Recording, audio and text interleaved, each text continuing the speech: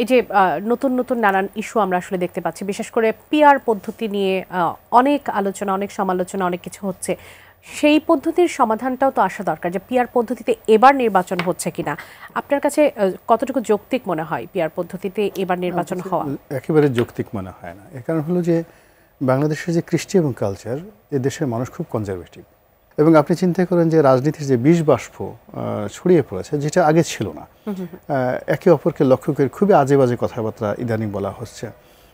আপনি দেখুন, খুবই যে চরমনায়ের পীর সাহেব, ওনাকে কেন্দ্র করে সালাউদ্দিন সাহেব বললেন যে চৌরা।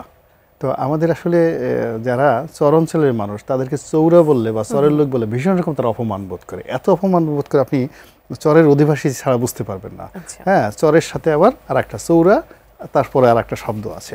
তো যার জন্য কোনো চরের বাসিন্দাকে যদি আপনি চৌরা বলেন, সে ভীষণ রকম অপমান বোধ করে। এবং সেই অপমানের কারণে কি হচ্ছে দেখেন, চরমনায় পীর সাহেব, তার না হলে বাংলাদেশের 50 লাখ একেবারে অন্ধ সমর্থক আছে, যারা তাকে উলি আল্লাহ মনে করেন, গাউস কুতুব মনে করেন এবং যা বলেন।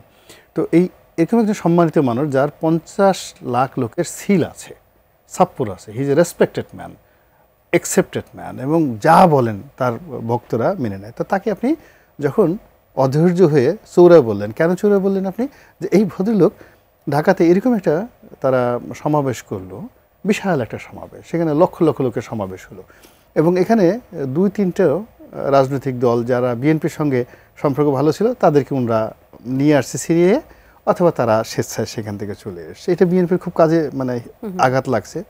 তো যাই হোক, বিএনপিটা গালি দিল। এখন সেটার উত্তরে পীর সাহেব যেটা বলতেছেন, এটা তো বিএনপির একটা বিব্রতকর। সে বলতেছে যে তাদের যে নেতা তারেক রহমান সাহেব ইন্ডিকেট করে, তার যে মিলিটারি মাজা ভেঙে দিছিল, এমনি এমনি দিছিল নাকি?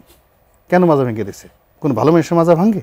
এখন এটার উত্তর বিএনপি কী দেবে? এই জিনিসগুলো 6 মাস আগেও ছিল। ধীরে ধীরে পুরো পরিস্থিতিটা বিষময়ের দিকে চলে যাচ্ছে। অথচ সেম জিনিসটা যদি 2024 সনের ডিসেম্বর মাসের মধ্যে হতো, আমার মনে হয় যে ডক্টর মোহাম্মদ ইউনূসকে আরেকটা নোবেল পুরস্কার দেওয়ার জন্য পুরো দেশবাসী আমরা সবাই বলতাম, সমর্থন করতাম, মানে অনেস্টলি বলতেছি। এবং উনি এত বড়, মনে হয় যে জাস্টিস সাহাবুদ্দিনের চেয়ে ওনার ক্রেডিট বেশি হতো ডিসেম্বর হলে। কেন এত জনসমর্থন নিয়ে, এত প্রেম নিয়ে, এত ভালোবাসা নিয়ে, বিশ্বাস করেন বাংলাদেশে বঙ্গবন্ধুর আগমনটা আমি তো ওই তারিখে দেখিনি, কিন্তু আমি যেদিন থেকে দেখছি ডক্টর মোহাম্মদ ইউনূসের যে অভিষেক ক্ষমতায়, এই অভিষেকের সঙ্গে যে ভালোবাসা ছিল, যে অকুণ্ঠ সমর্থন ছিল, এটা আমি আর দেখিনি কখনো।